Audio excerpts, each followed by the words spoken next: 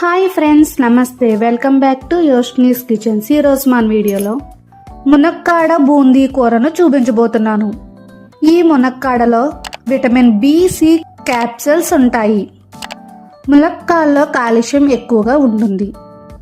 దీన్ని తరచుగా తినడం వలన ఎముకలు బలంగా ఉంటాయి. ఇందులో పీచు సైతం ఎక్కువ.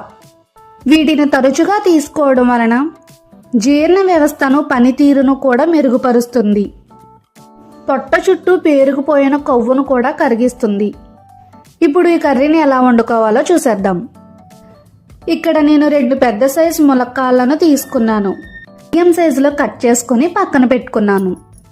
ఇప్పుడు స్టవ్ ఆన్ చేసి పెనం పెట్టి 3 స్పూనుల నూనెను వేయాలి. నూనె మరిగాక 1 స్పూన్ జీలకర్రను, 2 రెమ్మల కరివేపాకును, 4 నుంచి 5 కట్ చేసిన పచ్చిమిరపకాయ ముక్కలను, 1 కప్పు ఉల్లిపాయ ముక్కలను వేసి దోరగా వేగనివ్వాలి. ఇలా వేగాక ఇందులో 1 స్పూన్ అల్లం వెల్లుల్లి పేస్ట్ని వేసి పచ్చివాసన పోయే వరకు వేగనివ్వాలి.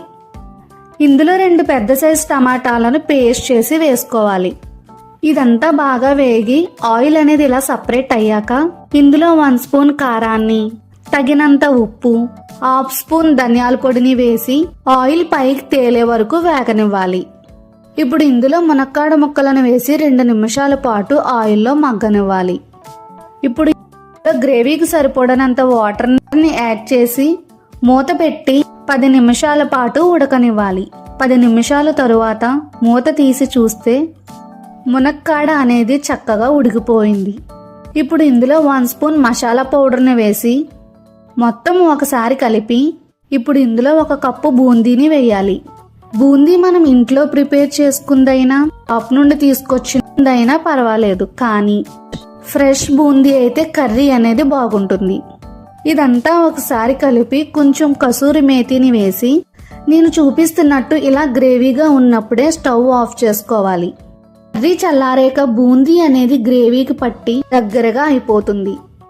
ఈ కర్రీ రైస్, చపాతీ, పుల్కాలోకి తీసుకున్న చాలా బాగుంటుంది.